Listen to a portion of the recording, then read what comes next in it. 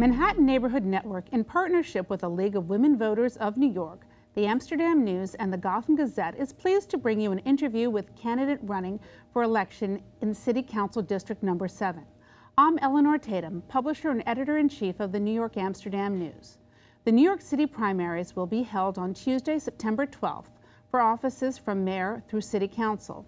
The winner of the primaries, like this one in the Council District 7, will be the Democratic nominees in November's general election. Some races do not have primaries.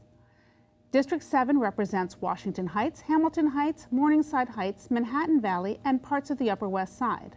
Mark Levine is the incumbent. He was invited here today, but will not be attending. He did send a statement. Joining me in our studios is Thomas Lopez-Pierre, a Democratic candidate for the City Council District 7. Thank you for being here. Let's just jump right in. So why are you running? I'm running for City Council because I love Upper Manhattan, I love my community, and I'm saddened by the displacement of Black and Hispanic tenants.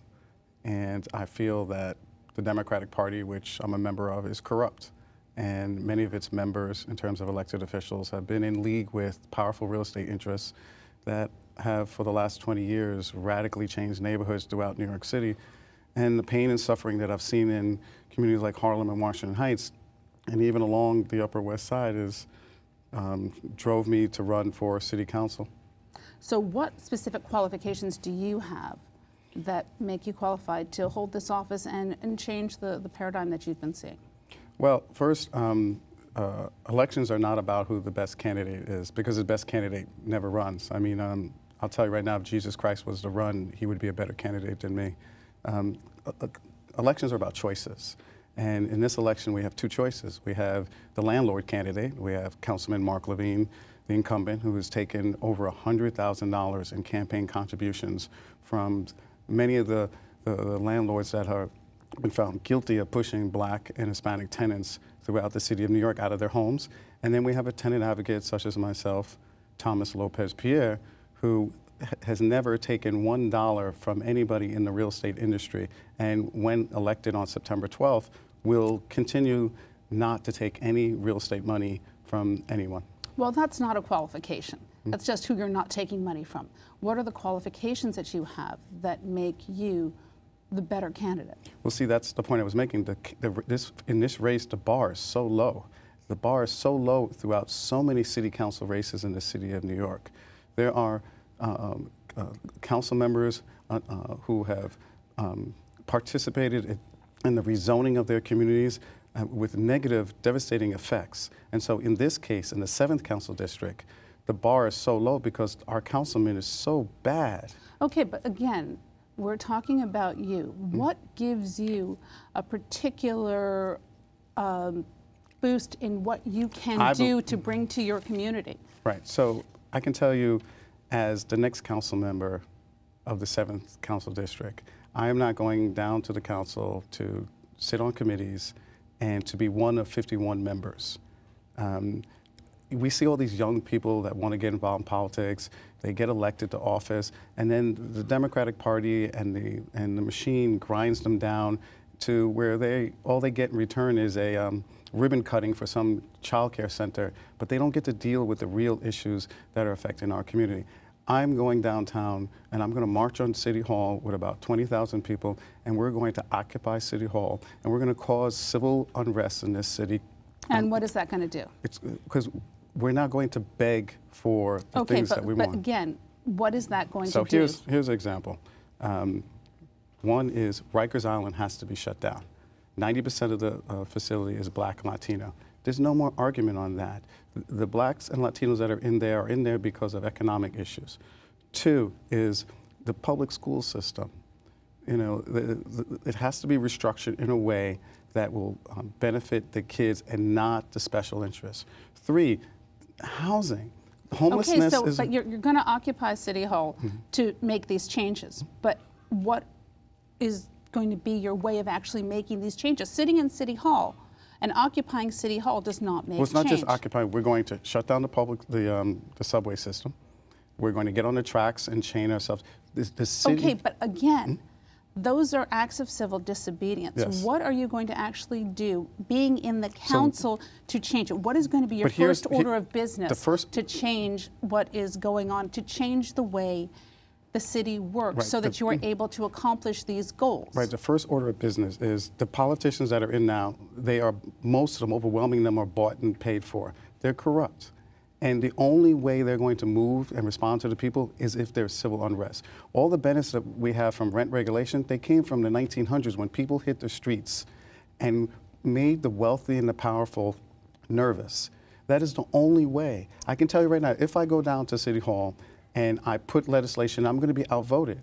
We need to, give you an example, But if you are going into the city council, you're going into the city council to make change from the inside. Right, so here's one change. So here's an example. You have landlords, and I hear from landlords all the time, and they complain about, oh, these tenants don't pay enough in rent.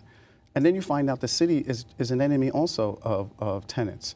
So if you have a building, and you know this, the building, the operating income for a building, about 35% is taxes. So if you have a 10-unit building in, let's say, Harlem, and 8 out of 10 units, the average rent is like $800, $900. That landlord, that private landlord, is basically, in effect, providing affordable housing. So why are we making that landlord pay 35% of his operating income in real estate taxes, but we let the wealthy, rich landlords build condos and condominiums and high-rises and get tax breaks for 20 years? We need to move those tax breaks into our communities to benefit those landlords that are providing affordable housing.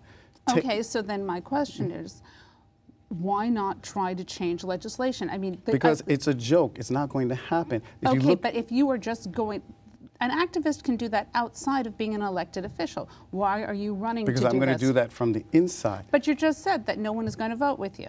Right, but they will vote. Politicians are hoes. They respond to the power of the people, or they respond to the dollar. Right now, the people are not organized. If they see the people on the streets, if they believe that people are going to tell them that they're not going to eat cake like Marie Antoinette, that there will be scalpels on the steel beams of the City Hall gate, politically, of course, that they will respond to the needs of the people, and they will ignore their paymasters. The fact is that too many members of the City Council have been corrupted with real estate campaign contributions. Listen, I know I'm running against Mark Levine, but to be honest, he's not the only one. Half the council is corrupt like him, taking campaign contributions from the Real Estate Board of New York. So if you are elected to the council, what committees would you want to serve on? Housing, criminal justice, small business. Those are the only three I'm interested in. Oh, and education. Those are the only four. All right, and so you just mentioned the current council member, Mark Levine. Mm-hmm. Can you talk about any bills that he has sponsored that you would have, or voted on, that you would have done differently? That you I don't care about Mark Levine. I'm not interested in what he has done. I'm interested. So has he done anything good? I don't think Mark Levine's an evil person. I'm sure he's done a lot of good things. The problem is not that he's an evil person. The problem is that he had a choice. Was he going to be an elected official for the people, or was he going to be a hoe for the real estate industry? He's taken 100, if you look, I don't know if you've seen this flyer that I put out, he's taken this list, checks of $2,000, $3,000, $1,000. He's taken over $100,000 in real estate campaign contributions. Councilman Mark Levine has already decided what side he's on. I am on the side of the people. I do not take any campaign contributions from the real estate industry. So if you're asking me, do I think Mark Levine hates black people? No. I know a lot of white people that have sex with black people, but they're not. Okay, we don't need to go into. You asked me a question, I'm going to answer it my way. I don't need you to correct me. You can disagree, but I'm not disagreeing with great. you. What I'm saying is that we don't need to go down a road like that. Now, I'd like to go on to joblessness. No. I will speak. Well, actually, this is I am directing this this conversation. So we are now going to go on to joblessness. I will answer the questions the way I want to answer. You can ask your question, but I will answer them the way I want to. And now we are going to go on to joblessness. Go ahead. In this district, how are you going to combat the joblessness and getting good, well-paying jobs for your constituents if you are elected? There's a very easy answer. We have to deal with white supremacy. So in New York City, the city spends $16 billion on procurement. Of the $16 billion, and procurement is buying pens, pencils, paving streets, stuff that the city needs with taxpayer money. And we spend $16 billion a year. Of that $16 billion, 95% is spent with white males, companies owned by white males. Less than 1% is spent with blacks and Hispanics. So give me $1 billion of that procurement dollars, and let me spend it with black-owned companies who will hire black people. Let me spend it $1 billion with Hispanic-owned companies who will hire Hispanic men, and we will cut the unemployment rate for black and Hispanic people in this city significantly. I'll give you a perfect example. In my district is Douglas Houses on 100th Street and Amsterdam, Columbus Avenue. Walking down the street, there are about 10 young black men on the corner shooting dice, just hanging out doing nothing. There's the street is being paved, and the company is from New Jersey, and it's white men in their 30s and 40s. Why are we contracting with a paving company from New Jersey with our city dollars to put their workers to work so that they can have a better quality of life in New Jersey, but we have black men on the corner and Latino men who could do this job? And you don't have to be a rocket scientist to pave the street. We need to deal with the white supremacy. We have, elected officials that give us name changes to streets. They give us, Councilman Levine hands out school bags with school supplies, like as if black people are looking for crumbs to love him. No, we want structural change to deal with the white supremacy in New York City. Okay, so those jobs will come from. How will you create that structural change? I will work with our state elected officials. I will work with members of the city council, and we need to change the purchasing decisions of the city.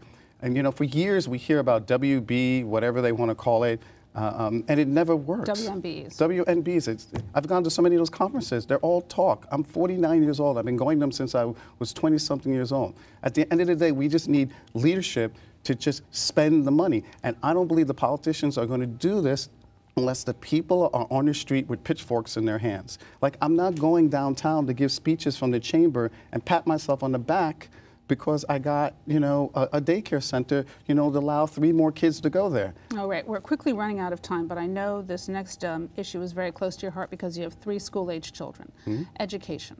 Yes. Charter or public or private? I support school choice. All right, and so do your kids go to public school? Oh, my kids go to Success Charter School.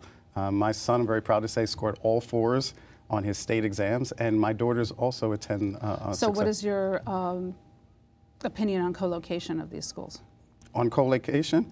I oppose any school that is working strong to just be pushed out. I think that the mayor and the governor should pay for public school students to have their own building. I don't think that. Well, for public schools, but public schools do have their buildings, but charter schools. No, charter schools are public schools. But they're funded slightly differently. Well, that's a technicality. Those are public school students. They're overwhelmingly black and Latino. Their parents pay taxes, and they should be provided facilities so that the kids can be educated. We'll just do a quick little lightning round. I just want yes or no questions, yes or no answers. Do you support congestion pricing? I don't know anything about it. I mean, I have an idea, but I don't know enough to give an opinion. Okay. Do you support the mayor's proposal of a 2.5 mansion tax for property sales on homes priced at $2 million and above? I don't want to opinion anything that the mayor does. I don't think he's been very strong on affordable housing. Okay. These are yes or no answers. Have you served on your community board? If so, which one? No. Would you have an annual participatory budget process? Oh, absolutely. I think it's a great idea. And would you have town hall meetings? Absolutely. All right. Well, Thomas Lopez-Pierre, thank you very much for joining Pleasure me today. To be here. The primary elections will be held on Tuesday, September 12th. For more information about voting, locating your poll site, and the candidates, you can visit the League of Women Voters website, lwvnyc.org. Please remember, only voters enrolled in a political party having a primary may vote in the primary election on September 12th. Thank you for watching Race to Represent on the Manhattan Neighborhood Network. Goodbye.